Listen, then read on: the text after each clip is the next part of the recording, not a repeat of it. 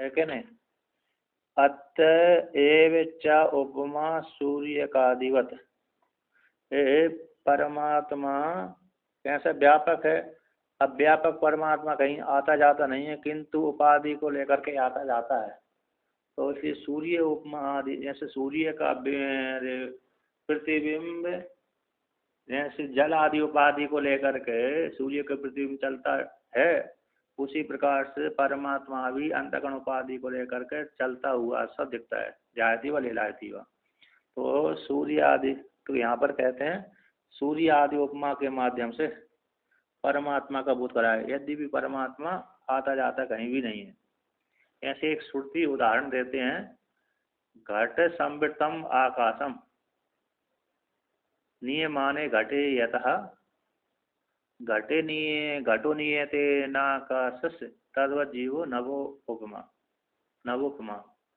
घट संवृतम आकाशम, घट से घिरा हुआ जो आकाश है, कहते घटे नियमाने, घट को ले जाता है व्यक्ति, देवदत्त यज्ञदत्त, तो घट तो जाता है किंतु घट के भीतर गया हुआ आकाश से नहीं जाता। उसी प्रकार से जीव भी आकाश समान व्यापक है, तो आकाश के समान व्यापक होने के कारण वह भी नहीं आता जाता नहीं है, किंतु उसकी अंतःकरण उपाधि आती जाती रहती है। इस प्रकार से यहाँ पर उपाधि को लेकर के ही वर्णन किया, तो उसी को लेकर के आगे कहते हैं कि उपाधि चाहती है, परमात्मा नहीं जाता। आकाशम एकम ही यतः घटादिषु पृथक पृथक पृथक तथा आत्मेको हेनेकश्च जलाधारेषु इव अंशुमान। तो यहाँ पर कहते हैं यथा, जिस प्रकार से एकम आकाशम, यह एक आकाश है, प्रत्येक घटों में पृथक पृथक सा प्रतीत होता है। यद्यपि महाकाश कैसा एक ही है, किंतु एक होने के पश्चात वह घट रूप उपाधि को लेकर के प्रतीक प्रतीक सा होता हुआ दिखता है। उसी प्रकार से कहते हैं आत्मा एक है, तो कहते हैं आत्मा एक होते हुए भी अंतःकरण उपाधि को लेकर के अनेक सी प्रतीत होती है। जैसे उदाहरण देते हैं, दूसरा उदाहरण है, जैसे जल के भी घट में अथवा सरोवर आदि में जो जल है, तो जल में जैसे जल रूप उपाधि अनेक होने पर एक सूर्य का प्रतिबिंब, चंद्रमा का प्रतिबिंब अनेक सा दिखता है। उस प्रतिबिंब को लेकर के सूर्य अनेक सी प्रतीत से होते हैं, किंतु सूर्य और चंद्रमा एक ही है, किंतु जल रूप उपाधि को लेकर के अनेक सा प्रतीत होता है, तो मानो सूर्य अलग अलग है। उसी प्रकार से आत्मा रूप ब्रह्म एक ही है, किंतु अंतःकरण उपाधि को लेकर के वह अनेक सी प्रतीत होती है। अब उसी में श्रुति और उदाहरण देते हैं। ये याज्ञवल्क्य की स्मृति है, एक एव तु भूतात्मा भूते भूते व्यवस्थितः एकदः बहुधः चैव दृश्यते जल चंद्रवत। तो यहाँ पर कहते हैं एक एक ही भूतात्मा, भूतेन सिद्ध वस्तु जो हमारे सामने रखी रहती है, सामने देखती है, उसको सिद्ध वस्तु बोलते हैं। इसी प्रकार से भूतात्मा सिद्ध है, निर्गुण निराकार परमात्मा कैसे सिद्ध है। वह सिद्ध रूप जो परमात्मा है स्वतः सिद्ध है, सत्ता रूप से विराजमान है। तो भूते भूते व्यवस्थिता, प्रत्येक प्राणियों में अनुस्यूत है, स्थित है, हृदय रूप गुहा में बैठा हुआ है। क्योंकि उपलब्धि का स्थान होने से वहाँ पर विशेष रूप से श्रुति प्रतिपादन कर देती है। यद्यपि सभी जगह बैठा हुआ है, किंतु विशेष रूप से उपलब्धि अंतःकरण में उसकी होती है। ऐसा जो प्रत्येक प्राणियों में अव्यवस्थित रूप से अवस्थित है भूतात्मा, वह भूतात्मा एक है। कहते तो उपाधि को लेकर के बहुधा भवती, बहुत हो जाती, जैसे जल चंद्र के समान। जैसे चंद्रमा तो एक है, किंतु एक चंद्रमा जब अनेक सरोवरों में, घट तालाबों में, नदियों में, समुद्र आदि में जब जाता है, उसका प्रतिबिंब पड़ता है, तो अनेक सा प्रतीत होता है। ऐसे किसी नदी में चंद्रमा तो एक ही दिख रहा है नदी में, किंतु उसको जब है पानी जल में ढेला डाल दिया तो ढेला डालते उसमें लहरें अनेक हो जाती हैं, लहर के माध्यम से वह अनेक सा चंद्रमा दिखता है वहां पर, और चलता हुआ सा भी दिखता है। किंतु चंद्रमा रूप जो प्रतिबिंब है एक ही है। प्रतिबिंब को लेकर के मानो अनेक से चंद्रमाएं, ऐसा प्रतीत सा होता है।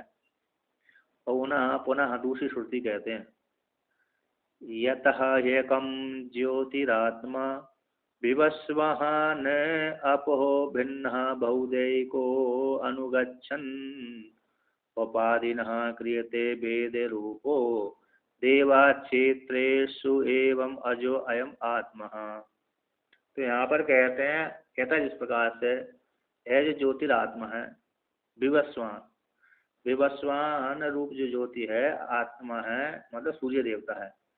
कहते हैं अपो भिन्ना, कैसे? वो जल से भिन्न है। सूर्य जो जो बिंब है वह जल से भिन्न है, भिन्न होता हुआ। कहते यद्यपि एक है, अयम ज्योतिरात्मा विवस्वान एको, एक होता हुआ भी, जल से भिन्न होकर के एक होता हुआ भी, कहते जल उपाधि को लेकर बहुधा उपाधि, उपाधि के द्वारा एक होता हुआ उपाधि बहुधा बहु प्रकार से अनुगच्छन, जल उपाधि को लेकर के, जल रूप उपाधि को लेकर के अनेक सा प्रतीत होता है। वो जल रूप जैसी उपाधि है, जैसे जल चलता है तो वो मानो जल में तरंग उठ रही है, तो उसके माध्यम से मानो हो वो सूर्य कैसा चल सा रहा है, ऐसा प्रतीत सा होता है। तो उपाधि को लेकर के अनेक सा प्रतीत होता है। उपाधि का अनुगमन करता है ना कौन? वो उसका प्रतिबिंब, जल का, जल के भीतर गया हुआ सूर्य का प्रतिबिंब उपाधि को लेकर कर अनुगमन सा करता है। कहते हैं ये दृष्टांत हो गया, दृष्टांत में घटाते हैं तो उपाधिनः क्रियते भेद रूपो देव क्षेत्रेषु एवं अजो अयम आत्मा। उसी प्रकार से एवं अजो अयम आत्मा देव, है जो देव है, आत्मा है, अज है, वह भी क्षेत्रों में भेद रूप से उपाधि के द्वारा दिखता है कि नहीं? है जो आत्मा कैसे उपाधि के द्वारा हर क्षेत्रों में, यानी जीवात्माओं में भेद रूप सा दिखता है, भेद सा दिखता है, मैं अलग हूँ आप अलग हैं, इस प्रकार से प्रतीत सा होता है, किंतु वह एक ही है। उपाधि को लेकर के अनेक सा प्रतीत होता है, इसलिए वहां पर सा ईव लगाया जाता है। तो कहते हैं यहाँ पर इति ही दृष्टांत बलेन अपि निर्विशेषम एव ब्रह्म इति उपपाद्य अम्बुबद अग्रणात। तो यहाँ पर कहते हैं ये यद्यपि आत्मा एक है, उपाधि को लेकर के बहुत सा प्रतीत होता है। अतश्च एव सूर्य उपमा उपमा का अधिवत, अतश्च अतएव च उपमा सूर्य का अधिवत। ये जो सूत्र है 3-2-18 का, इस सूत्र के ऊपर पूर्व पक्षी पुनः आता है ब्रह्म सूत्र में, कहते ये ठीक नहीं है जो आपने ब्रह्म की उपमा, ईश्वर की उपमा दी गई है कि सूर्य के प्रतिबिंब के माध्यम से वह जाता हुआ सा दिखता है, ये ठीक नहीं है। ये उपमा ब्रह्म के विषय में उपमा दी गई है, ठीक नहीं है। इति दृष्टांत वाले, इस दृष्टांत के बल से, कौन से दृष्टांत के बल से? कि सूर्य उपमादि का बत, इस दृष्टांत के बल से कि जैसा मेरे सूर्य का प्रतिबिंब जल उपाधि को लेकर चलता हुआ सा दिखता है, ये जो दृष्टांत दिया है वो ठीक नहीं है। दृष्टांत के बल के द्वारा निर्विशेषम ये ब्रह्म उपाध्य। तो यहाँ पर क्या दृष्टांत के बल से सूर्य उपमा का अधिवत, ये जो दृष्टांत है इसके माध्यम से निर्विशेष ब्रह्म को उत्पादन कर दिया पूर्व सूत्र में। कौन सा? अतश्च एव सूर्य अतएव च उपमा सूर्य का अधिवत, इस सूत्र में निर्विशेष ब्रह्म दृष्टांत के बल से सूर्य का अधिवत, इस दृष्टांत के बल से निर्विशेष ब्रह्म को बोध करा दिया, क्योंकि ब्रह्म से भिन्न को दूसरा नहीं, उपाधि को लेकर चलता हुआ सा प्रतीत होता। ऐसी प्राप्ति हो जाने पर निर्विशेष दृष्टांत के अनुसार और निर्विशेष ब्रह्म का बोध करा दिए जाने पर अम्बुबद अग्रणात इति, इस सूत्र में कहे ऐसी बात नहीं है। कहते जो आपने दृष्टांत दी है अम्बु के समान। कैसा है? कहते सूर्य भी मूर्त है और जल भी मूर्त है। कैसा है? जल भी हमको दिखता है, सूर्य भी दिखता है, तो वहाँ तो ठीक है। कहाँ पर? तो जल में, जल के चलने पर सूर्य का प्रतिबिंब चलता है कि नहीं? प्रतिबिंब पड़ जाएगा। सूर्य भी मूर्त है। कैसा है? सूर्य भी मूर्त है और जल से भिन्न, तो अम्बुवद, तो अम्बु यानी जल, तो जल से भिन्न सूर्य घृत होता है। और जल से भिन्न जब सूर्य घृत होता है तो कहते हैं सूर्य का प्रतिबिंब जल के भीतर पड़ता है, तो जल के चलने से उसका प्रतिबिंब चलता हुआ सा दिखता है। किंतु आत्मा ऐसी नहीं है कि तो आत्मा तो व्यापक है, इसीलिए जो आपने दृष्टांत दिया था वो दृष्टांत ठीक नहीं है। तो अम्बु बद अग्रणात है, तो अम्बु के समान एक गृहित नहीं होता। दृष्टांत के बल से आत्मा को आप चलता हुआ सा नहीं मान सकते। कहते इति आत्मनो अमूर्तत्वेन सर्व कतत्वेन जल सूर्य आदिवत मूर्त संभिन्न देश स्थित त्वा अभावात दृष्टांत दाष्टान्त गयोर सादृशम नास्ती आशंका। तो पूर्व पक्षी वाला सूत्र है, अम्बु बद अग्रहणात है कि नहीं? अम्बु के समान ग्रहण नहीं होता। कौन? आत्मा। आत्मा पे यहाँ पर कितने का है? 3:2:19 है ना? 3:2:19 है यहाँ पर सूत्र है ना। यहाँ पर भगवान भास्कर ने इसका व्याख्यान किया है, न जल सूर्य का आदि तुल्यत्वम यह उपपद्य थे। जैसे जल सूर्य आदि के समान इस आत्मा में उत्पन्न नहीं होता। क्यों? तद्वत यहाँ पर ग्रहण नहीं होता है। सूर्य आदि जो मूर्त है, सूर्यादिभ्यो ही मूर्तेभ्यो पृथक भूतम विप्रकृष्ट देशम मूर्तम जल गृह्यते। कहते सूर्य आदि भी मूर्त, सूर्य आदि जो दिख रहा है ना हमको सामने दिख रहे हैं, वो मूर्त कहलाते हैं। तो सूर्य आदि मूर्तों से भिन्न पृथक देश में मूर्त जल जो सामने दिख रहा है, जल हमको नदी बह रही है, ऐसे भी प्रकृष्ट दूर जो मूर्त जल देखा जाता है, तत्र वहाँ पर तो ये प्रतिबिंब पड़ जाता है, सूर्य आदि प्रतिबिंब का उदय हो जाता है कि नहीं? कहाँ पर? यानी जल के भी, क्योंकि मूर्त भी सूर्य दिख रहा है, चंद्रमा दिख रहा है, और जल भी हमको मूर्त दिख रहा है और दूर से भिन्न भिन्न है, इसलिए वहाँ पर तो ये सूर्य का प्रतिबिंब जल के भीतर पड़ जाता है तो चलता हुआ सा दिखता है। किंतु कहते न तो आत्मा मूर्त है, न चास्मात् पृथक भूत विप्रकृष्ट देश उपादया।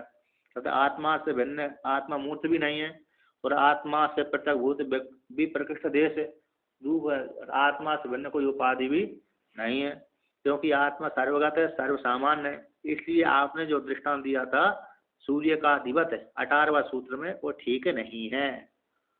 अयम कहते हैं तस्मात् अयुक्तो अयम दृष्टांत न तथात्म, उस प्रकार से गृहीत नहीं होता।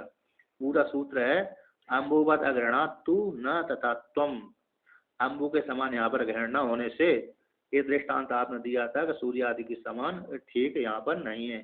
दृष्टांत दाष्टान्त में वैषम्य है, क्योंकि जल उपाधि को लेकर सूर्य भी कैसा है? मूर्त है और जल भी मूर्त है, तो वहाँ पर तो प्रतिबिंब पड़ जाता है, किंतु आत्मा तो अमूर्त है, उसको सर्वगत है, तो प्रतिबिंब कैसे पड़ेगा?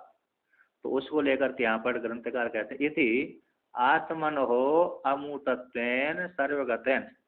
आत्मा कैसी है? अमूर्त है। न मूर्त थी अमूर्त, जैसे आकाश और वायु को अमूर्त कहते हैं न देखने पर ना, उसी प्रकार से आत्मा कैसी? अमूर्त है। कहते हैं आत्मा अमूर्त है, सर्वगत है। सर्वगत होने से जल सूर्य आदिवत है, जल और सूर्य के समान, ऐसे जल भी एक देश में है और सूर्य भी एक देश में है। तो मूर्त संभिन्न देश स्थितत्व अभावात, जैसे मूर्त संभिन्न जल से सूर्य से भिन्न किसी एक देश विशेष में जल रहता है, तो मूर्त यानी दिखना, संभिन्न देश स्थित है तो किसी देश विशेष में रहना मूर्त वस्तु का। किससे? आकाश रेव से, सूर्य से भिन्न। सूर्य भी एक मूर्त है ना, और जल भी एक मूर्त है, उसमें एक देश विशेष में स्थित रहना, कोने में रहना, ऐसा आत्मा का अभावात है, आत्मा का अभाव नहीं है। जैसे जल और सूर्य एक देश में रहते हैं, एक एक देश में रहते हैं, उसी प्रकार से आत्मा एक देश विशेष वाली नहीं है। तो एक देश विशेष वाली न होने कारण जो आपने दृष्टांत दिया था सूर्य का अधिवत, कि सूर्य जैसे जल रूप आधार में जाकर के उसमें प्रतिबिंब पड़ करके, तो जैसा जल चलता है उसके भीतर प्रतिबिंब सा चलता हुआ सा प्रतीत होता है क्या नहीं, लेकिन सूर्य नहीं चलता। तो ये दृष्टांत दिया था, और दाष्टान्त में किसके प्रकार से घटाया है कि आत्मा भी उसी प्रकार से उपाधि को लेकर चलती है, वो ठीक है नहीं है। दृष्टांत दाष्टान्त में सादृश्यम नास्ति, सादृश्य नहीं है। क्यों सादृश्य नहीं है? क्योंकि सूर्य भी मूर्त है और जल भी मूर्त है, इसी वहां पर तो घट जाता है, किंतु आत्मा तो मूर्त भी नहीं है, उसकी कोई उपाधि है नहीं, क्योंकि व्यापक है। व्यापक में कोई उपाधि तभी बनेगी जब वह कोई परिच्छिन्न देश रहेगा। अब परिच्छिन्न बचाए नहीं है तो फिर उपाधि कहाँ से लगेगी? तो ऐसी प्राप्ति हो जाने पर सिद्धांति कहते हैं ना, ऐसी बात नहीं है। तो दूसरा सूत्र आता है, वृद्धि ह्रास भाक्त्वम अंतर्भावाद ओहे सामंजस्याद एवं, ये सूत्र है। इतना यहाँ पर संक्षेप लिए, वृद्धि ह्रास भाक्त्वम, वो सूत्र है वृद्धि ह्रास भाक्त्वम अंतर्भावाद उभय सामंजस्याद एवं है। तो यहाँ पर है, एक कितने का है? 20 का है ना, 20 का है, 3 2 18 19 20 है। तो कहते हैं ना आत्मा वृद्धि ह्रास भाग वाली हो जाती है उपाधि को लेकर के। जैसे सूर्य यहाँ पर वर्णन के, सूर्य की जो उपाधि है कौन है? जल। जल को लेकर के उसका प्रतिबिंब पड़ा था, तो जैसे जल के ह्रास हो जाने पर, यानी घट सूख जाने पर, गर्मी के समय जैसे जल सूख जाता है नदियों का, तालाबों का, थोड़े थोड़े छोटे छोटे सरोवरों का, तो वहाँ का जो प्रतिबिंब है सिकुड़ सा जाता है। जैसे हमारे कटोरी में रखा हुआ जल है, जब सूख जाता है ना थोड़ा, तो एक बूंद सा बनता है, तो सूर्य उसमें एक इतना सा छोटा सा दिखता है। अब वही जब हमने कटोरी भर दिया तो सूर्य का प्रतिबिंब कैसे बड़ा सा हो जाता है। उसी प्रकार से आत्मा छोटी बड़ी उपाधि में दिखती है, प्रतीत होती है। उपाधि में वो प्रतिबिंब के माध्यम से छोटी बड़ी सी आत्मा दिखती है। यद्यपि आत्मा एक ही है, जैसे सूर्य बिंब में, सूर्य रूप बिंब में कुछ नहीं होता, किंतु उपाधि को लेकर के छोटा सूर्य है, बड़ा सूर्य है। ऐसे समुद्र का सूर्य बड़ा है क्योंकि उसका जल सूखता ही नहीं है, और नदियों का भी, किसी नदियों का सूख गया, किसी का नहीं सूखता, उसका भी बड़ा हो जाता है। किंतु जो कुआं तालाब, थोड़े छोटे छोटे तालाब हैं, कटोरी का जल है वो सूख जाता है, तो पतला पतला सूर्य हो जाता है। कहते वृद्धि ह्रास का भाग वाला हो जाता है, उसी में अंतर्भूत हो जाता है। इस प्रकार से दृष्टांत और दाष्टान्त में सामंजस्य बैठ जाता है। उपाधि को लेकर के ही उसमें वृद्धि ह्रास होती है, चलना। सूर्य के जो कहते उपाधि को लेकर के सूर्य का प्रतिबिंब है, जो सूर्य का प्रतिबिंब है उसमें वृद्धि ह्रास होते, किसको लेकर के? उसकी उपाधि को लेकर के, जल रूप उपाधि को लेकर के, जल के भीतर गया हुआ प्रतिबिंब है, उस प्रतिबिंब में वृद्धि और ह्रास इस जल के माध्यम से होते हैं। प्रतिबिंब में भी ह्रास और वृद्धि किसके माध्यम से होते हैं? जल रूप उपाधि को लेकर के। और जो बिंब, प्रतिबिंब का जो बिंब है उसमें ना तो वृद्धि होती है और ना ही ह्रास होते हैं। उसी प्रकार से आत्मा में कहते हैं जो परमात्मा रूप बिंब है उसका प्रतिबिंब जो अंतःकरण उपाधि को लेकर के, तो जीवात्मा में रूप अंतःकरण उपाधि को लेकर के गया हुआ प्रतिबिंब परिच्छिन्न जीवात्मा कहलाता है, ईश्वर में गया हुआ अपरिच्छिन्न कहलाता है। ईश्वर रूप उपाधि में गया हुआ वही परमात्मा आत्मा व्यापक कहलाता है, सर्वज्ञ कहलाता है। वही व्यापक परमात्मा जीव रूप उपाधि में गया है, तो उसका जो प्रतिबिंब रूप चिताभास है वह परिच्छिन्न कहलाता है, क्योंकि अंतःकरण उसका सूक्ष्म मलिन है। और जिससे ब्रह्मवेत्ता का तो ईश्वर की उपाधि में गया हुआ वही परमात्मा अपरिच्छिन्न कहलाता है। क्यों? क्योंकि वह उसकी जो अंतर्गुण उपाधि है शुद्ध सत्व वाली हो गई। तो शुद्ध सत्व होने, विशुद्ध सत्व वाली हो गई, शुद्ध सत्व वाली हो जाने से वह सर्वज्ञ कहलाता है। उसी प्रकार से इसलिए दृष्टांत दाष्टान्त में बैठ जाता है। क्यों? और कहते हैं दृष्टांत दाष्टान्त को एक देश लिया जाता है, संपूर्ण देश नहीं होता। तो दृष्टांत दाष्टान्त में कैसे सामंजस्य में बैठ जाता है। आप हमारे ऊपर आरोप नहीं लगा सकते कि हमने गलत दृष्टांत दिया है। दृष्टांत दाष्टान्त में सूर्य का आदि जो दृष्टांत है वो ठीक नहीं है। हाँ हाँ हाँ हाँ हाँ, उसी का ही प्रवेश हो। तो उपाधि को लेकर के प्रवेश है, वास्तव में प्रवेश नहीं है। हाँ, पहले से ही है उसका प्रवेश संभव नहीं है, किंतु अंतगुण उपाधि को लेकर के चिदाभास के माध्यम से उसका प्रवेश हुआ है। हाँ, अब बिना प्रवेश के उपाधि को लेकर के, क्योंकि बिंब में जो, क्योंकि वो बिंब में तो ऊपर है ही, स्थित ही है। अब सूर्य रूप बिंब में ऊपर स्थित है ही है, किंतु उसकी प्रतिबिंब के माध्यम से जल के भीतर प्रवेश किया हुआ ऐसा है। हाँ, इसी ईव शब्द का प्रयोग करना पड़ती है। किसका? ईव। हाँ, उपाधि से। देखिए अब उसी को इस कहते हैं वृद्धि ह्रास भागतम, इसका विवरण करते हैं कि नहीं इति नहीं दृष्टान्त दाष्टान्त कयोर विवक्षित अंशम उक्त्वा सर्वसारूप्यम केनचित दर्शितुम शक्यते। ये क्योंकि दृष्टांत और दाष्टान्त दोनों में जो विवक्षित अंश है, जिसके है ना, उसको छोड़ करके कि हमने किसके लिए दिया गया है, किसकी विवक्षा को लेकर के दृष्टांत दाष्टान्त दिया है, दृष्टांत घटाया है, उससे विवक्षित अंश। हाँ, जैसे हमारा दर्पण में, अरे दर्पण के भीतर गया हुआ चित्र है। अब वास्तव में हम उस दर्पण के भीतर प्रवेश नहीं किए, किंतु प्रवेश बिंब के दर्पण उपाधि को लेकर के प्रतिबिंब के माध्यम से प्रवेश करता हुआ था हमारा वो प्रतिबिंब है कि नहीं? या क्योंकि हम बाहर स्पष्ट रूप से खड़े हुए हैं दर्पण के बाहर, किंतु उसके भीतर प्रवेश से किए हुए हैं अंदर दर्पण रूप उपाधि। हाँ, अनुप्रवेश। हाँ, तो सा लगा प्रवेश से, इसलिए प्रवेश नहीं हुआ वहां पर।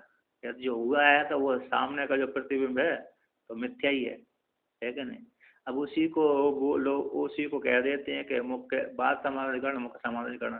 तो मुख्य समानाधिकरण के, मुख्य समानाधिकरण के माध्यम से वह प्रतिबिंब उसी बिंब में लीन हो जाता है। हाँ,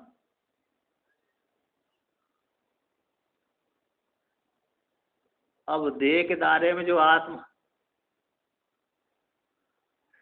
हाँ तो देह के प्रवेश ही तो हुई है, और उसका यही तो है उदाहरण, तो यही तो है प्रतिबिंब दर्पण के बराबर। दर्पण के बराबर ये दर्पण हमारे सामने दिख रहा है, उसमें अंतःकरण रूप दर्पण है। तो इसलिए दर्पण के समान ही उसमें दृष्टांत, ये दृष्टांत इसी का ही है, दर्पण के समान। तो मतलब ये है, मतलब कि जो मुख्य सामान्यकरण मानते हैं उनके लिए वो दर्पण के भीतर गया हुआ अंतःकरण के भीतर गया हुआ जो चिदाभास जीवात्मा है ना, चिदाभास रूप जीवात्मा है, जीवात्मा है। बाद, हाँ, तो जो मुख्य सामान्यकरण के द्वारा वर्णन करते हैं, जैसे अंतःकरण के भीतर गया हुआ जीवात्मा, और उदाहरण में दर्पण के भीतर गया हुआ हमारा प्रतिबिंब है, दोनों ही प्रतिबिंब है ना। तो कहते हैं अंतःकरण दर्पण के भीतर गया हुआ जो हमारा प्रतिबिंब है, और जो बाहर में हम खड़े हुए हैं, बाहर में हम जो खड़े हुए हैं तो वो बिंब है। तो ये मुख्य सामान्यकरण के माध्यम से वह प्रतिबिंब हमारे बिंब में जाकर के लीन हो जाता है, एक्ट हो जाता है। ये मुख्य सामान्यकरण हो गया। और कहते हैं बाद सामान्यकरण के द्वारा दर्पण के भीतर गया हुआ जो प्रतिबिंब है वह सत्य नहीं है। वो सत्य न होने कारण वो मिथ्या ही है। इसीलिए मिथ्या होने के कारण उसके फिर मुख्य उस वो बिंब प्रतिबिंब जानते कि मेरा मुख्य स्वरूप तो कैसा है, सामने जो है मेरा चेहरा दिख रहा है वो ये बिंब ही है। तो उसी वो बिंब ही मेरा मुख्य स्वरूप, मैं जो हूँ मैं तो उपाधि को लेकर के मेरी कल्पना हुई है। किसको लेकर के? ये दर्पण रूप उपाधि को लेकर के और अंतःकरण रूप उपाधि को लेकर के क्या कल्पना हुई है? जीवात्मा की कल्पना हुई है। वास्तव में मैं तो कौन हूँ? निर्विशेष ब्रह्म हूँ। मेरा प्रतिबिंब ही जो बिंब ही शुद्ध है कि नहीं? हाँ, जो प्रतिबिंब मिथ्या है ये आभासवाद हो गया। और मुख्य सामान्यकरण में तो वह कौन सा है? जो प्रतिबिंब है वो परमात्मा ही है, परमात्मा से भिन्न नहीं, एक ही है। और जो प्रतिबिंब उसी में जाकर के बिंब में जाकर के लीन हो जाता है, यानी अंतःकरण उपाधि हटा दिया तो उसमें जाकर लीन हो गया। तो लीन क्या है? सबसे अच्छा आभासवादी बहुत अच्छा रहता है कि नहीं?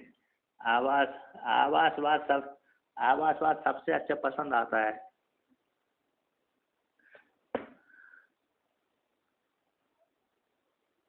हाँ हाँ, विवर्तवाद तो है। विवर्त ना होते ही दिख जाए तो विवर्त ही तो है। ना होते ही आप संसार फैल जाए।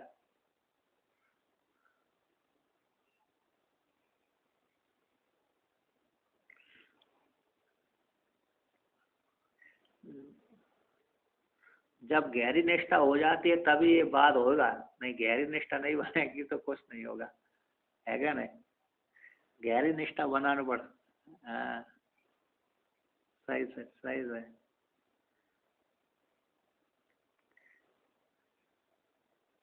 हाँ, सही से।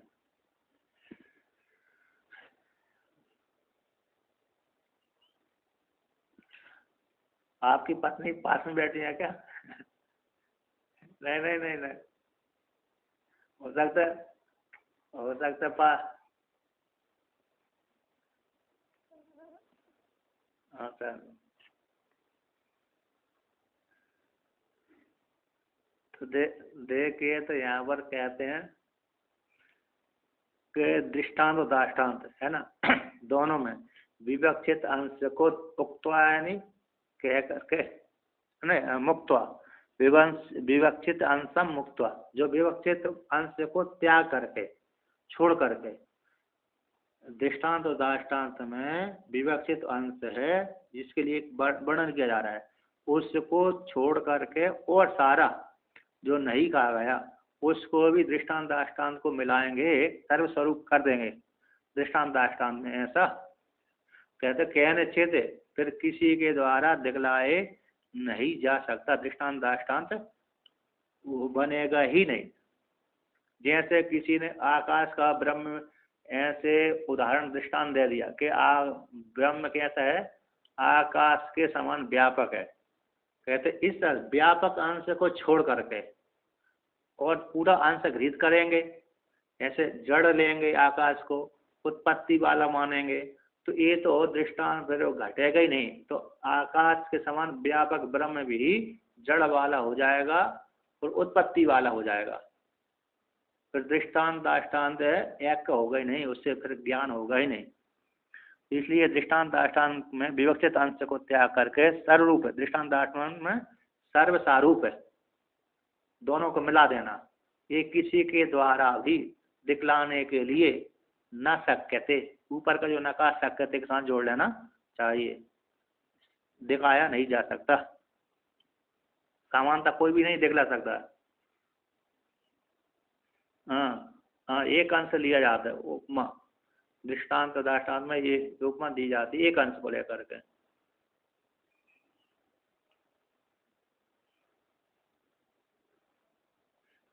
हाँ नहीं,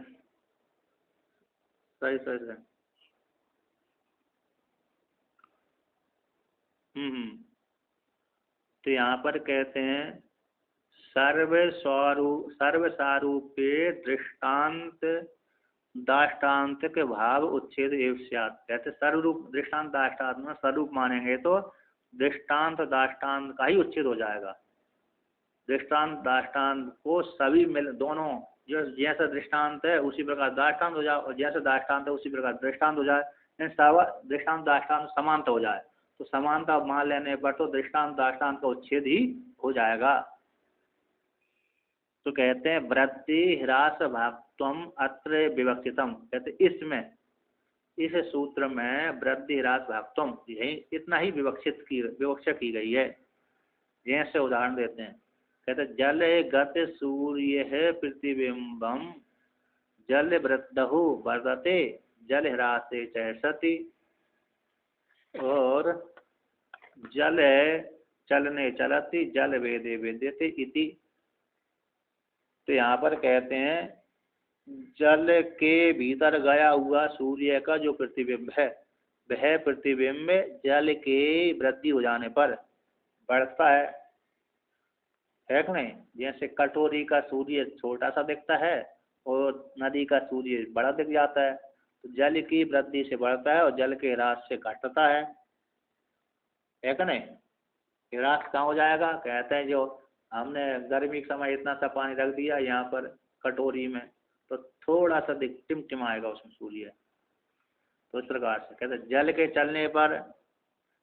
के चलने पर किसी ने नदी में ढेला डाल दिया तो हिलसा हुआ दिखता है। जल भेदे विद्यते जल के भेद हो जाने पर एक लोटे में जल था तो दो टुकड़े कर दो जगह जल डाल दिया दो सूर्य से दिखने लगे। इतिवम कहते जल धर्म अनुविधायी भवति। तो जल के भीतर गया हुआ प्रतिबिंब वह जल रूप उपाधि को लेकर के भेद सा प्रतीत होता है अनुविधायी होता है। जैसी उपाधि है उस उपाधि के पीछे पीछे प्रतिबिंब चलता सा दिखता है। ना तो परमार्थतः सूर्यस्य तत्वम। कहते हैं पारमार्थिक रूप से सूर्य के वे धर्म नहीं है। चलना उठना बैठना है ना वृद्धि ह्रास ये जो धर्म है ये सूर्य के पारमार्थिक रूप से नहीं है। ये दृष्टांत हो गया। अब दार्शान में घटाते हैं एवं इसी प्रकार से परमार्थ तो अव्यकृत्यम एक रूपम अपि सद ब्रह्म देहादि उपाधि अंतर्भावात् भजतः एव उपाधि धर्मान वृद्धि ह्रासान इति। एवं इस प्रकार से पारमार्थिक रूप से अव्यकृत है परमात्मा एक रूप है सद ब्रह्म है वह देह आदि उपाधि अंतर्भावात् देह रूपा अंतःकरण के भीतर जाने प्रवेश कर देने से उपाधि के माध्यम से अंतःकरण उपाधि के माध्यम से वह परमात्मा प्रतिबिंब के रूप में प्रवेश कर गया। तो कहते हैं जो प्रवेश करके शरीर के साथ उसने तादाद संबंध कर लिया तो उपाधि धर्म से कहते देह आदि उपाधि के अंतर्भाव हो जाने से उसी उपाधि वाला हो जाता है। तो उपाधि के धर्म को जैसा कि किसी का शरीर घट गया कृष हो गया तो कहते आत्मा पतली हो गई। इसकी कोई शरीर खाते खाते मोटा हो गया तो कहता आत्मा मोटी हो गई। अब कोई शरीर मर गया कहते आत्मा मर गई। कोई शरीर पैदा हो गया तो कहते आत्मा पैदा हो गई इत्यादि। देह की उपाधि के अंतर्भाव से वह आत्मा में आरोप कर देते हैं। तो उपाधि धर्मों में है वृद्धि ह्रास को लेकर के ही है ना कैसे हो जाते हैं वृद्धि ह्रास को लेकर के उसमें आरोप कर देते हैं किंतु वास्तव में नहीं है। कहते हैं अंतर उपाधि भाव भजते एवं उपाधि धर्मान वृद्धि ह्रास आदीन इति विवक्षित अंश प्रतिपादन है दृष्टांत दाष्टान्त कहो सामंजस्यम उक्त्वा। कहते हैं इस प्रकार से उपाधि धर्मों को वृद्धि ह्रास आदि जो उपाधि धर्मों को इस प्रकार से विवक्षित अंश को है ना विवक्षित अंश के प्रतिपादन के माध्यम से दृष्टांत दाष्टान्त के उपाधि को लेकर चलता है। वास्तव में वह परमात्मा आता जाता जन्म नहीं लेता। इस प्रकार से बिंब में न आना होता है न जाना होता है। जैसे सूर्य रूप बिंब में चलना डुलना आदि कुछ नहीं होता, किंतु जल रूप आदि को लेकर के उसके भीतर गया हुआ प्रतिबिंब चलता हुआ सा प्रतीत होता है। बिंब उस जल रूप आदि को लेकर के चलता हुआ सा प्रतीत होता है, किंतु वो बिंब भी नहीं चलता है। प्रतिबिंब तो चलता ही, बिंब तो चलता ही नहीं है, किंतु प्रतिबिंब भी नहीं चलता, किंतु उपाधि को लेकर के चलता हुआ सा प्रतीत होता है। तो कहते इस प्रकार से दृष्टांत और दाष्टान्त दोनों में सामंजस्यम एक है, ऐसा कह करके, जैसे जल उपाधि को लेकर के प्रतिबिंब चलता है, उसी प्रकार से देव रूप उपाधि को लेकर के चिदाभास चलता है। किंतु जल उपाधि प्रतिबिंब का जो बिंब है सूर्य, वह नहीं चलता। उसी प्रकार से चिदाभास जीवात्मा का चिदाभास जो उसका बिंब है, रूप परमात्मा है, आत्मा है, वो भी नहीं चलता। इस प्रकार से सामंजस्य को कह करके दर्शनाच इस सूत्र आया। इस सूत्र के दर्शनाथ 3-2-21 ये सूत्र कहता है कि वह परमात्मा उपाधि को लेकर के अंतर प्रवेश किया, शरीर के भीतर प्रवेश कर गया उपाधि के माध्यम से। परमात्मा ने कैसे प्रवेश किया? उपाधि के माध्यम से प्रवेश किया। तो कहते हैं यहाँ पर, ये छोटा ही है, इतना ही है तस्नाचा इस हेतु से।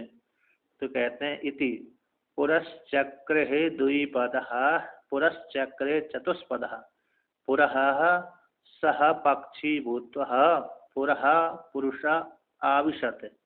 ये व्याकरण उपनिषद की श्रुति है।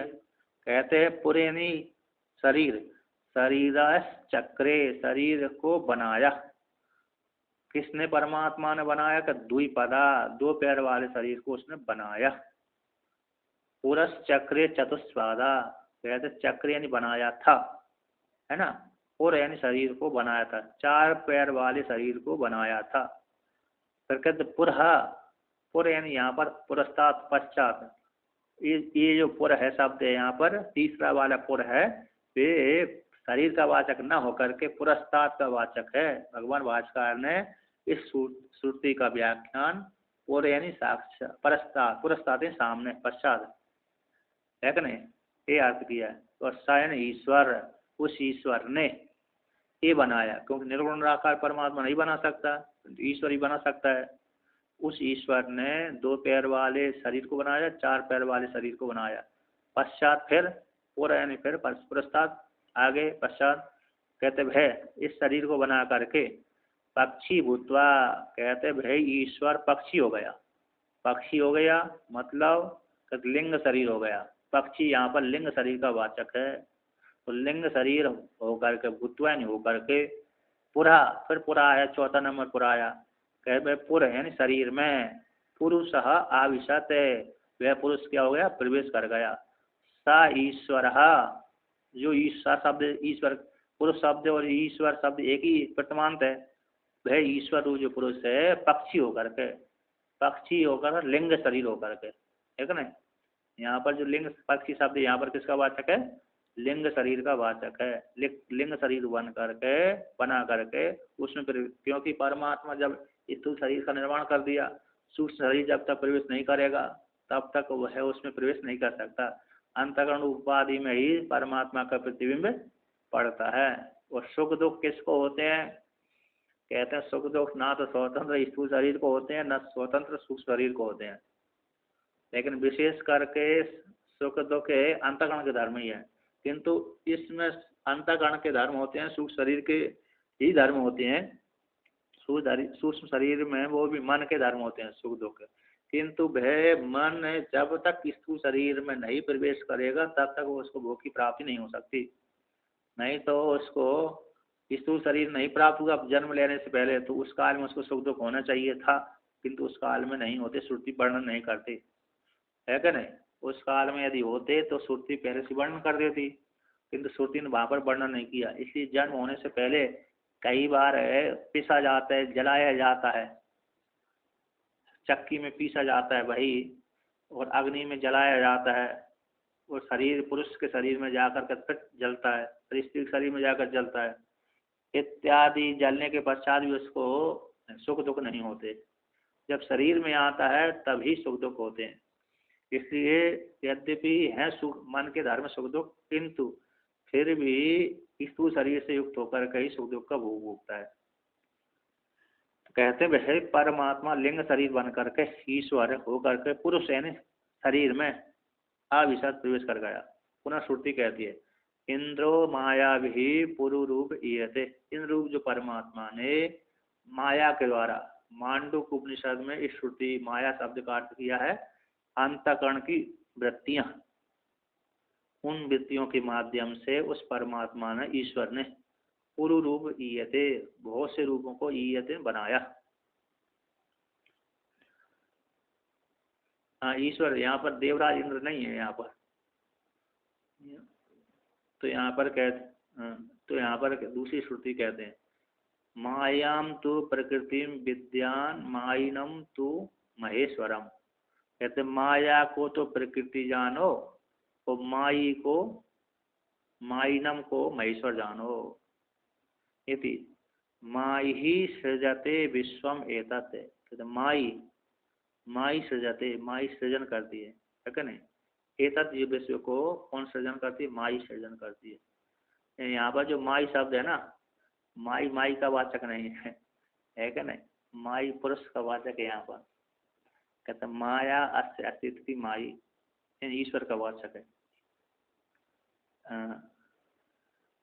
तो उसमें माया छुपी रहती है ईश्वर में। एकस्य ततः सर्वभूतांतरात्मा रूपम रूपम प्रतिरूपो बहिश्च। कहते एक जो परमात्मा है संपूर्ण भूतों की अंतरात्मा है, रूप रूप के प्रतिरूपवान हो जाता है। प्रतिरूप मैं तो जैसे जैसी उपाधि है उसी प्रकार उपाधि वाला हो जाता है। जैसे सूर्य का प्रकाश है, तो सूर्य का प्रकाश जिससे रूप के ऊपर पड़ा वह सूर्य का प्रकाश उसी रूप वाला हो गया। यदि सूर्य का प्रकाश काले के ऊपर पड़ेगा तो वह सूर्य का प्रकाश काला हो जाएगा। गोरे के ऊपर पड़ा सूर्य का प्रकाश तो गोरा वाला हो जाएगा, है कि नहीं। अन्न के ऊपर पड़ा तो अन्न वाला हो जाएगा, क्योंकि इतना सूक्ष्म है सूर्य का प्रकाश। किंतु अंधकार को भगा देता है और उस जैसी उपाधि होती उसी को वाला हो जाता है। और सूक्ष्म होने के कारण, मोटा होगा तो नहीं होगा, लेकिन बड़ा सूक्ष्म होने के कारण उस वाला हो जाता है। तो कहते हैं एको देवा सर्वभूतेषु गूढ़ा। जो एक देव है संपूर्ण भूतों में छुपा हुआ है। एक कोई महात्मा गया होगा, प्रवचन किया होगा कहीं, तो प्रवचन किए होंगे तो प्रवचन में बहुत से लोग आते थे। तो प्रवचन करने का भी एक शौक रहता है, रस आता है उसमें। अभी कहता है बोलने लगो तो बहुत अरे इच्छा ही नहीं होती। जिसके पास बहुत मटेरियल भरा हुआ रहता है ना, उसको इच्छा नहीं होती कि मेरे को जल्दी कोई मेरे से माइक ले। वो तो कहते हैं खूब बोलने के लिए दिया जाए। जिसके पास मटेरियल थोड़ा सा है वो कहते 5 मिनट 10 मिनट बोल कर रह जाऊंगा, बहुत हो गया, क्योंकि उसका कम मटेरियल है। तो किसी को अरे सभा हुई थी, वहाँ पर बोलने के लिए बुलाया सभी को, तो उसको बोलने को लिए दिया, तो सारे अरे बोलने लगे, छोड़े ही ना, अपने समय से अतिक्रमण कर जाते थे। 5 के स्थान पर 10 हो जाते थे। अब जो संचालन कर रहा था उसने देखा मेरा नंबर तो आने वाला ही नहीं है, जिसको मुख्य अध्यक्ष बनाया, वो सारी पब्लिक को सुनते सुनते परेशान हो गई, कहाँ तक सुने वेदांत। तो उठने लगी और जाने लगी। तो उसने जिसका नंबर आया, उसने देखा मेरे नंबर पे तो सारे भागने वाले हैं, सबका धैर्य टूट गया। तो उसने कहा देखो भाई, जिसको जाना हो चला जाए। अब मैं शुद्ध आत्मा का अपलोक साक्षात्कार बतलाता हूँ। शुद्ध सभी को प्रत्यक्ष है, जो जाना चाहते हैं वो चले जाएं और जो बैठना चाहते बैठ जाए। किंतु मैं अभी थोड़े से संक्षेप में 5 मिनट में ही आत्मा का साक्षात्कार करवाता हूँ, प्रत्यक्ष बताता हूँ। तो सारे लोगों ने सोचा जो जा रहे थे बैठ गए, चलो 5 मिनट रुक जाते हैं, आत्मा का साक्षात्कार कर लेते हैं। तो उसने कहा देखो तो उसने कहा कि देखो मैं बैठा हुआ हूँ, आप लोग बैठे हुए हैं, तो आत्मा का साक्षात्कार करवाता हूँ, सुनो ध्यानपूर्वक देखो। कहते मैं बैठा हूँ और आप बैठे हो, इसके बीच में आपको क्या दिख रहा है। कहते आपके भी हम कुछ नहीं दिख रहा है, आप दिख रहा है और हम दिख रहे हैं, बस इतना ही दिख रहा है। देखो मेरे और आपके बीच में एक और दूसरी वस्तु है, कि क्या है कि वो है प्रकाश है। प्रकाश के बिना आप मेरे को नहीं देख सकते, तो भाई वे आत्मा है क्या नहीं। हमारे और रूप के बीच में आत्मा ही प्रकाश कर रही, ज्ञान स्वरूप जो आत्मा है वो प्रकाश स्वरूप है। तो उसमें ऐसी दृष्टि रखेंगे तो आत्मा का साक्षात्कार हो जाएगा, है क्या नहीं। हमारी दृष्टि सीधा किस रूप के ऊपर पड़ रही है ना, किंतु रूप से पहले हमको क्या दिख रहा है, प्रकाश दिख रहा है। प्रकाश से दिखता हुआ भी हमको समझ में नहीं आ रहा है कि प्रकाश को हम देख रहे हैं। देख किसको रहे हैं, रूप को समझ में आता है कि रूप देख रहे हैं हम, तो किंतु बीत सबसे पहले हम प्रकाश को ही देखते हैं। तो यहाँ पर कहते हैं एक देव है संपूर्ण भूतों में छुपा हुआ है। अब कहते हैं देखो वहां पर है यत्र उपनिषद के अनुसार कहते हैं सा एतम एव सीमानम विधार्य एतयः द्वारा प्रपद्यता। उस ईश्वर ने एतम एव सीमानम, इस सीमा को विदीर्ण करके, एतया मार्ग गया है ना, एतया मार्गण द्वारा प्रपद्यते, इस मार्ग के द्वारा उसने प्रवेश किया, यानी ये प्राप्ति का साधन है। इस प्रकार से मूर्धात से प्रवेश किया तो हृदय में जाकर बैठ गया। तो यहाँ पर इस प्रकार से उस परमात्मा ने परमात्मा की प्राप्ति का दरवाजा है। सुषुम्ना नाड़ी खोल करके, यहाँ से सुषुम्ना नाड़ी है, तो सुषुम्ना नाड़ी से उसने प्रवेश किया था, प्रवेश करके हृदय रूप गुहा में जाकर के बैठ गया। क्योंकि सीधा डायरेक्ट संबंध यहाँ से मूर्धा से लेकर के सुषुम्ना का संबंध है, तो सुषुम्ना नाड़ी ब्रह्मलोक तक जाती है, तो यहाँ से सीधा प्रवेश करते हैं और कंठ में आती, कंठ से यहाँ पर आती है, हृदय में आ जाती है। तो इस प्रकार से इस मार्ग के द्वारा प्रवेश किया था। कहते जो प्राण नखों के आगे के भाग है ना, वहां से उसने प्रवेश नहीं किया, वहां से प्राण प्रवेश करता था। तो यहाँ पर कहते हैं ऐसे उपनिषद वर्णन किया, इस प्रकार से प्राप्ति का साधन है। यद्यपि परमात्मा ने प्रवेश नहीं किया, किंतु इस प्रकार से उस परमात्मा को जान सकते हैं। ये वहां पर दिखलाया है श्रुति ने, भगवान भास्कर ने कहा कि ये प्राप्ति का साधन है। कैसे परमात्मा की प्राप्ति का साधन, इस प्रकार से उसने चिंतन किया, ऐसा जानना चाहिए। चिंतन करके उसने परमात्मा को प्राप्त कर लिया, ये परमात्मा की प्राप्ति का साधन है।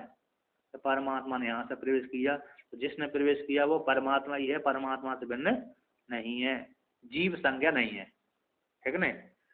वो संज्ञा किसकी है, वो ईश्वर ही है। ईश्वर ने ही इसमें प्रवेश किया था, इसलिए उसकी जीव संज्ञा हो गई उपाधि को लेकर, किंतु वो जीव नहीं है बल्कि ईश्वर ही है, ब्रह्म ही है। इस प्रकार से तैत्तिरीय उपनिषद में प्रतिपादन किया। सा ऐसा यह प्रविष्ट अनकाग्रेभ्य, कहते वही परमात्मा यहाँ पर इस शरीर में प्रविष्ट हुआ है, नख से लेकर के शिखा पर्यंत तक। अनकाग्र है ना, से लेकर के शिखा पर्यंत तक वही परमात्मा प्रवेश किया हुआ है। तत्सृष्ट्वा तदेवानुप्राविशत, उस परमात्मा ने संपूर्ण जगत का सृजन करके वह जीव रूप से प्रवेश कर गया। इत्यादि न परस्य ए ब्रह्मण उपाधि योगम दर्शता, इत्यादि वाक्य के द्वारा परस्य ब्रह्मण, पर ब्रह्म का ही उपाधि के योग को दिखला करके, कैसे उपाधि प्रवेश किया, उपाधि से रहे तो प्रवेश नहीं होता। तो ब्रह्मण कहते निर्विशेषम ब्रह्म, उपाधि के योग को दिखला करके निर्विशेष परमात्मा का ही बोध कराया है श्रुतियों के माध्यम से। निर्विशेषम ए ब्रह्म उपसंगतवान दिखाया है ना। यहाँ पर जो संग्रतवान है ना, उपसंग्रतवान लास्ट की जो पंक्ति है उपसंग्रतवान, उसको यहाँ पर जोड़ लेना चाहिए। निर्विशेष ब्रह्म का ही बोध कराया है, उपाधि के योग को दिखला करके, कहते योग को संबंध बना करके उपाधि के माध्यम से प्रवेश किया है। इसके पश्चात निर्विशेष ब्रह्म का ही श्रुतियां बोध कराती हैं, निर्विशेष परमात्मा ही है कि नहीं। कहते हैं इसके पश्चात निर्विशेष ब्रह्म को बोध कराया है कि भेदस्तु, कहते भेद फिर क्या है, कहते भेदस्तु जल सूर्यादि वत औपाधिक माया निबंधनम इति उपसंगतवान। कहते भेद तो जल सूर्य आदि के समान, जैसे जल में गया हुआ सूर्य का प्रतिबिंब है कि नहीं। सूर्य का प्रतिबिंब जल उपाधि को लेकर के जल उपाधि को लेकर पृथक पृथक सा प्रतीत होता है, किंतु बिंब से भिन्न प्रतिबिंब नहीं है। अतः बिंब भी जो बिंब है, प्रतिबिंब है, वह सूर्य के प्रतिबिंब, सूर्य के बिंब से भिन्न नहीं है। वास्तव में बिंब ही सत्य है, प्रतिबिंब सत्य नहीं है इत्यादि उपाधि को लेकर के पृथक पृथक है उपासना के लिए। कहते सूर्य का जो प्रतिबिंब है वह भी उपासना के लिए, बिंब ही सत्य है मुख्य। तो भेदस्तु कैसे जल सूर्य आदि के समान औपाधिक है, माया ने बंधन है, माया के द्वारा अज्ञान रूप माया के कारण ही वो अलग अलग सा प्रतीत होता है, वास्तव में भिन्न भिन्न नहीं है। तो उपाधि के जल सूर्य आदि के समान उपाधि के कारण ही वो भेद सा प्रतीत सा होता है, माया रूप उपाधि को लेकर के वह भेद सा प्रतीत होता है, ठीक है ना। किंतु जब उपाधि हटा देंगे तो वह भेद नहीं रहता, एक परमात्मा को छोड़ करके, एक सूर्य को छोड़कर दूसरा सूर्य नहीं रहता, उसी प्रकार से एक परमात्मा को छोड़कर दूसरा कोई परमात्मा नहीं रहता। इस प्रकार से वर्णन किया। और भी कहते हैं किंच ब्रह्म विदाम अनुभवोपि प्रपंच बाधका, कहते और इस हेतु से भी ब्रह्मवेत्ता का अनुभव है कि प्रपंच का नाश हो जाना प्रपंच का बाधक है। प्रपंच नाम का जो जगत है ब्रह्म है ही नहीं, वास्तव में सत्य नहीं है, उपाधि को लेकर के देखता है, उपाधि माया रूप उपाधि को लेकर के अज्ञान को लेकर के ही प्रतिष्ठा होता है, किंतु प्रपंच नाम का कोई वस्तु है ही नहीं है। अतः जो जीवादि उपाधि है वो अज्ञान को लेकर के है, वास्तव में सत्य नहीं है। प्रपंच का ब्रह्मवेत्ताओं को जो अनुभव है वो प्रपंच का बाधक है, यानी जगत को मिथ्या सिद्ध करने वाला है, उनका जो अनुभव है जगत को मिथ्या सिद्ध करने वाला है। तेषां निष्प्रपंचात्म दर्शन से विद्यमानत्वात्, तेषां उन ब्रह्मवेत्ताओं का जो अनुभव है निष्प्रपंच निष्प्रपंच आत्मदर्शन का विद्यमान होता है।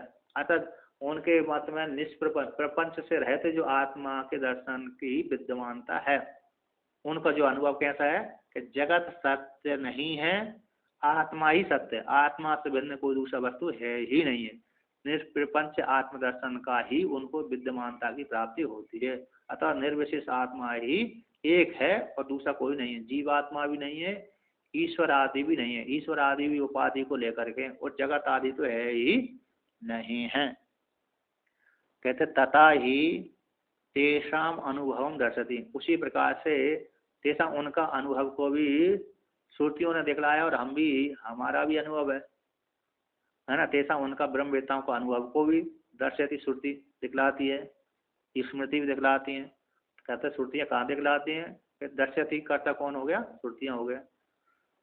यस्मिन् सर्वाणि भूतानि आत्मा एव अभूत विजानतः तत्र को मोह का शोक एकत्वम अनुपश्यतः, कहते हैं जिस विद्यावस्था में संपूर्ण भूत आत्मा ही हो गए, आत्म रूप से जानता है, उस विद्यावस्था में ब्रह्मवेत्ता को विद्यावस्था में ब्रह्म विद्यावस्था में का मोह, क्या मोह होगा, क्या शोक होगा, जब उसने अपने आप को एकत्र रूप से देखता है, जानता है कि मुझसे भिन्न कोई है ही नहीं है। अकेला व्यक्ति कमरे में बैठा हुआ है, अब किससे झगड़ेगा, किससे नहीं झगड़ेगा, है क्या नहीं। कोई है ही नहीं, कमरा में अकेला बैठा है। तो कहते हैं विदिते वेद्यम नास्ति इति, के विदित हो जाने पर, आत्म तत्व के जान लेने पर फिर वेद्य नाम की कोई वस्तु रहती ही नहीं है। इति च एवं निर्वाणम अनु शास्त्रम, इस प्रकार से निर्वाण का उपदेश किया है श्रुति ने, यानी मोक्ष का ही उपदेश करती है श्रुति कि आत्मा से भिन्न कुछ दूसरा है ही नहीं है। यत्र वह अन्यद इव स्यात् तत्र अन्यो अन्य प्रसिद्ध, जहाँ पर द्वैत का वहाँ पर निंदा की गई है। यत्र जिस द्वैत अवस्था में अन्नदीव स्यात्, अन्य के समान होता है, तो वह उस द्वैतावस्था में अज्ञान दशा में वह व्यक्ति अन्य से अन्य कोई देखता है, अतः वेद की निंदा कर दी गई इस श्रुति के माध्यम से। कहता अवेद, फिर अवेद की प्रशंसा की गई है। यत्र तु अस्य सर्वम आत्मा एव अभूत, तो कहते हैं के तत् क्या कम पश्चित, कहते हैं इस श्रुति के ऊपर पंचदशीकार ने विचार किया है, जिस विद्यावस्था में अस्य साधकस्य विद्वान का सर्वम आत्मा एव अभूत, सब कुछ आत्मा ही हो गया, उस काल में तत्ज्ञान कम पश्चित, वह साधक किस कर्म के द्वारा का करता है न, तत्व का कर्ता कैन करण साधन कम कर्म पश्चित, अर्थात त्रिपुटी का ही भान तो ये जो त्रिपुटी है तो उसका अभाव हो जाता है विद्यावस्था में। मतलब किसका अवस्था में? कहते हैं जगत का बाद है, जैसे सुसुप्ति में नहीं रहता है, सुसुप्ति में भी त्रिपुटी का भान हो जाता है, समाधि अवस्था में भी भान हो जाता है क्या नहीं? जैसे सुसुप्ति अवस्था में त्रिपुटी नहीं रहती, उसी प्रकार से है समाधि अवस्था में भी त्रिपुटी नहीं रहती। तो उसी प्रकार से यहाँ पर जब ज्ञान हो जाता है उस काल में उस त्रिपुटी का भान समाप्त हो जाता है। अर्थात फिर उसको यदि जगत देखता भी है ब्रह्मवेत्ता को, तो वह बाधितानुवृत्ति से देखता है, सत्य रूप से प्रतीत नहीं होता। यहाँ पर वर्णन किया कि यदि त्रिपुटी का ज्ञान भान हो गया फिर उस ब्रह्मवेत्ता को किसी को उपदेश नहीं करना चाहिए, है क्या नहीं? भोजन भोजन नहीं करना चाहिए, करना ऐसी बात नहीं है। ब्रह्मवेत्ता को क्या होता है, फिर जो ये ज्ञान हो जाने के पश्चात पहले जो राग नहीं था, पहले जो राग था उस प्रकार से प्रवृत्त नहीं होता है, और जगत तो उसको कैसा सत्य सा प्रतीत नहीं होता, मिथ्या ही प्रतीत होता है कि जगत सत्य नहीं बल्कि मिथ्या ही है। इस प्रकार से वो उसको जानता है, उसका ज्ञान दृढ़ निश्चय बैठा रहता है, मैं ब्रह्म हूँ, कि जगत मिथ्या है, इस प्रकार से उसका दृढ़ निश्चय बैठा रहता है। यदि भी भोग आदि भोगता है, कौन भोजन करता है, खाता है, पीता चलता है, यदि जिस आश्रम में जिस वर्ण में रह करके उसका ज्ञान हुआ उसी संबंधी कर्म करता रहता है, किंतु पहले जैसे अज्ञानी पूर्वक करता था उस प्रकार से ज्ञान पूर्वक नहीं करता है। इस प्रकार से पंचदशी में इसका अच्छा निर्णय किया है। मतलब 7वें प्रकरण में आया है 181 नंबर पृष्ठ पे इसका प्रसंग आया है। तत्व चित्रदीप विवेक प्रकरण में 180-81 पे श्लोक पे इसका उद्धृत किया गया है। तो यहाँ पर कहते हैं यद एतत् दृश्यते मूर्तम एतत् ज्ञानात्मनः तव भ्रांति ज्ञानन पश्यन्ति जगद रूपम अयोगिना एवं सुकाश है। यद एतत् दृश्यते मूर्तम, जो आपको मूर्त रूप दिखता है, आप ज्ञानात् परमात्मा हरि का ही रूप है क्या नहीं? तब आप ज्ञानात्मा का, यानी ज्ञानात्मा कौन का है? हरि विष्णु भगवान का ही ये मूर्त रूप है। वो भ्रांति ज्ञान के द्वारा जगत रूप को अयोगी लोग भ्रांति रूप से इस प्रकार जगत रूप से देखते हैं। आपका ही आप रूप परमात्मा का, जो मूर्त रूप जगत दिखता है वह आप ज्ञान स्वरूप परमात्मा हरि का ही रूप है। व्यापक ब्रह्म रूप जो हरि है उसी का ही ये मूर्त रूप जगत है। इसी को अज्ञानी लोग, अयोगी नहीं, अज्ञानी लोग इस जगत को भ्रांति के द्वारा भिन्न भिन्न सा देखते हैं। कैसे देखते हैं? अलग अलग सा देखते हैं, जगत रूप में दिखता है क्या नहीं? भ्रांति कारण, किंतु है परमात्मा रूप हरि का ही रूप। ये शायद वहाँ का, हाँ, विष्णु पुराण का ही वाक्य है, ये विष्णु भगवान की स्तुति है। वहाँ पर कहते हैं ये तो ज्ञान विदा शुद्ध चेतसस ते अखिलम जगत ज्ञानात्मकम प्रपश्यन्ति तत्वरूपम पारमेश्वरम। किंतु जिनका अंतकरण शुद्ध हो गया है, ऐसे जो ज्ञान विदा ज्ञान ये तो किंतु ये ज्ञान विदा शुद्ध चेतसस, कहते जो ज्ञान वेदता है वे तो ते जो ज्ञान ए वे ते यह तत्व और नित्य संबंध, ये वाक होता है यत और तत् का नित्य संबंध होता है। जहाँ पर यत्न बोध करा दिया वहाँ पर तद ही बोध कराता है। तो जो ज्ञान वेदते हैं जिनका अंतकरण शुद्ध होगा वे संपूर्ण जगत को ज्ञानात्मक को कहते हैं आपका ही रूप जानते हैं। ज्ञानात्मक जो आपका रूप परमेश्वर रूप है वही उसी परमेश्वर को ही आपका ही स्वरूप जानते, संपूर्ण जगत आपका ही स्वरूप है। इस प्रकार से आपके रूप को देखते हैं, आपके रूप को ही इस रूप में जगत रूप से देखते हैं, है कि नहीं? वो जगत रूप कैसा है? आपका ही स्वरूप है, आपसे भिन्न नहीं है। हरि व्यापक सर्वत्र समाना ईशावास्यमिदं सर्वम, ज्ञान स्वरूप परमात्मा का ही स्वरूप है। इस प्रकार से देखते, हाँ हाँ, वासुदेव सर्वमिति, इस प्रकार से परमात्मा का स्वरूप देखते हैं। कहते हैं और भी कहते हैं निदागो अपि उपदेशेन तेन अद्वैत परो भवत सर्वभूतान्य शेषेण ददर्श स तदात्मनः तथा ब्रह्म ततो मुक्ति अवाप परमामुद्ज। कहते हैं निदाग भी उस ऋभु आचार्य के माध्यम से, निदाग नाम के जो ब्राह्मण हैं राजा तो ब्राह्मण ऋभु नाम के आचार्य के उपदेश से अद्वैत परायण हो गए थे, ब्रह्मवेत्ता हो गए थे। फिर उन्होंने पहले परोक्ष ज्ञान प्राप्त किया, फिर उस ज्ञान के द्वारा अपरोक्ष ज्ञान के लिए उसी प्रकार निष्ठा बनाते बनाते निष्ठ हो गए, तो अपरोक्ष ज्ञान सिद्ध हो गया, यानी ब्रह्मवेत्ता हो गए। फिर वह तद अपनी आत्मा में सर्वभूतानि संपूर्ण भूतों को अशेष रूप से उन्होंने अपनी आत्मा में देखा, यानी आत्मा से भिन्न अपने को, आत्मा सारे भूतों को अपनी आत्मा से भिन्न नहीं जाना और अपनी आत्मा को उन भूतों से भिन्न नहीं जाना, इस प्रकार से उन्होंने जाना था। इस प्रकार से उन्होंने ब्रह्म ज्ञान का उपदेश आचार्य से लेकर के स्वयं ब्रह्मवेद ब्रह्मैव भवति कहता तथा तथा ब्रह्म ततो मुक्ति अवापा। उसी प्रकार से जो ब्राह्मण है अवधूत आदि, तो अवधूत नाम के जो ब्राह्मण थे असत अरे जड़ भरत और रघुगण राजा, तो कहता है जड़ भरत भी अथवा अवधूत जो ऋषि हैं दुज हैं, वह उसे पूर्व स्मृति कारण, पूर्व जन की स्मृति के कारण उनको परम सिद्धि की मुक्ति रूप जो सिद्धि है ब्रह्म का, तथा ब्रह्म अब वो साक्षात्कार हो गया, उसके पश्चात वह पूर्व जन की स्मृति के कारण उनको मुक्ति की प्राप्ति हो गई। इसी शरीर में रहते रहते हृदय केवल की प्राप्ति हो गई। बाद में जीवन मुक्ति अवस्था में विश्रण किया, फिर बाद में हृदय केवल की प्राप्ति हो गई। कहते हैं अत्र आत्म व्यतिरेकेण द्वितीयं यो न पश्यति ब्रह्मभूत स एवेह वेद शास्त्र उदाहरता।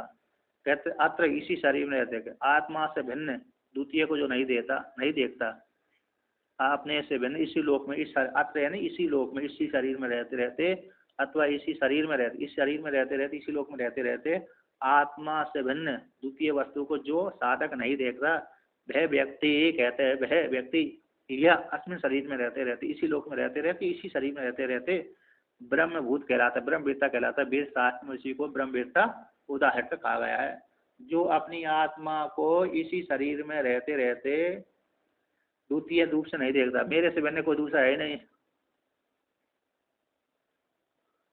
है।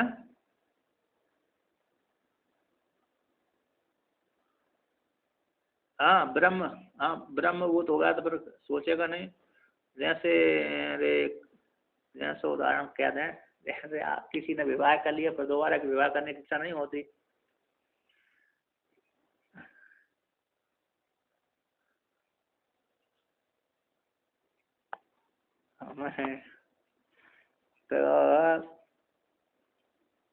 तो देखिए यहाँ पर यहाँ के आत्मा से व्यतिरिक्त जो नहीं देखता है तो वह ब्रह्मभूत है। वेद शास्त्र में उसी को ब्रह्मवेत्ता लोग ब्रह्मवेत्ता कहते हैं।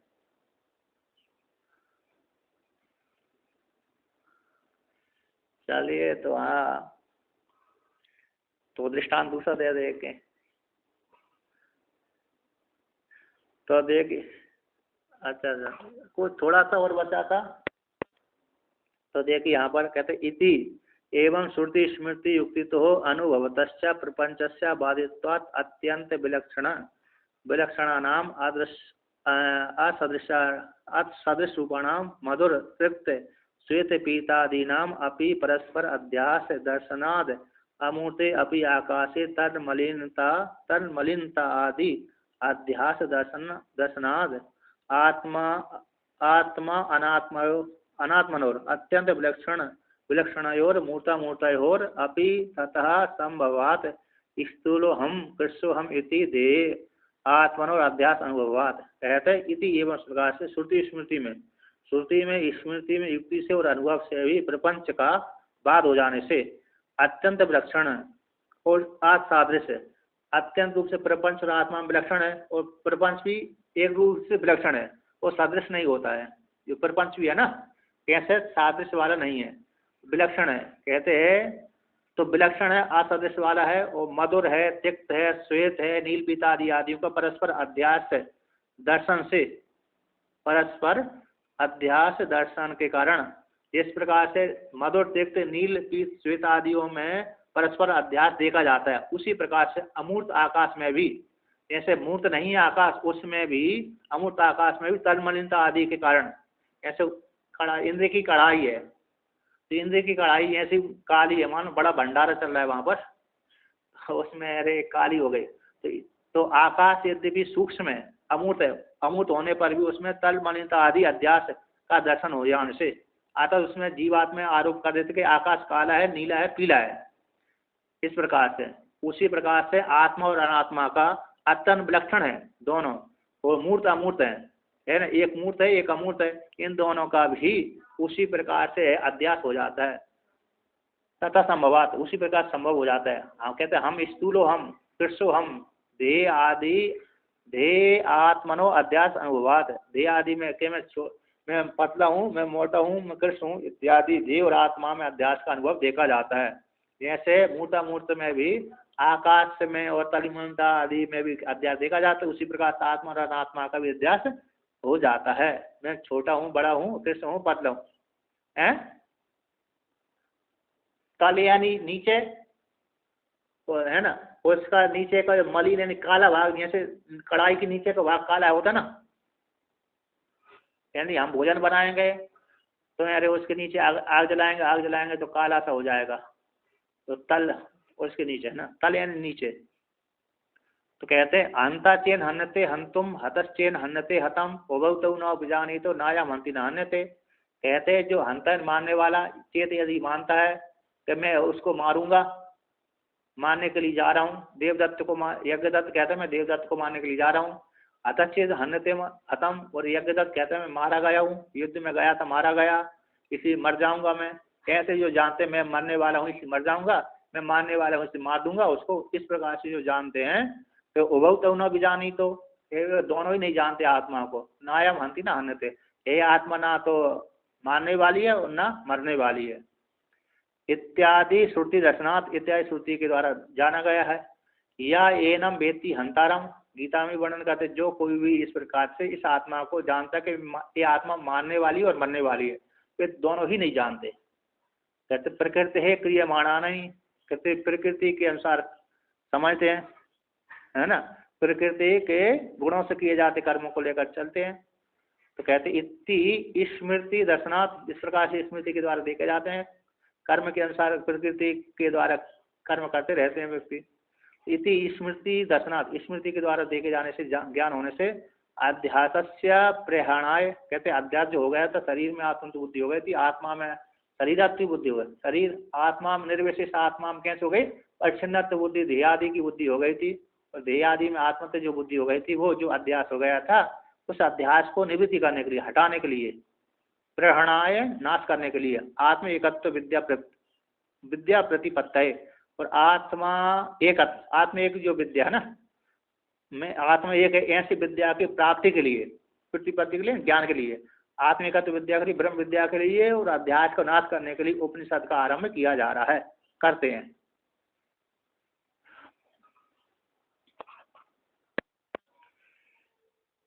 दर्शना अध्यास, अध्यास से प्रहरणाय, अध्यास के नाश करने के लिए, और आत्मा एकत्व विद्या प्रतिपत्ति, और आत्मा के एकता का बोध कराने के लिए, आत्मा के एकत्व की विद्या के प्रतिपत्ति के लिए, ज्ञान के लिए, ज्ञान की प्राप्ति के लिए उपनिषद का आरंभ थे, यानी उपनिषद का आरंभ किया जा रहा है, करते हैं।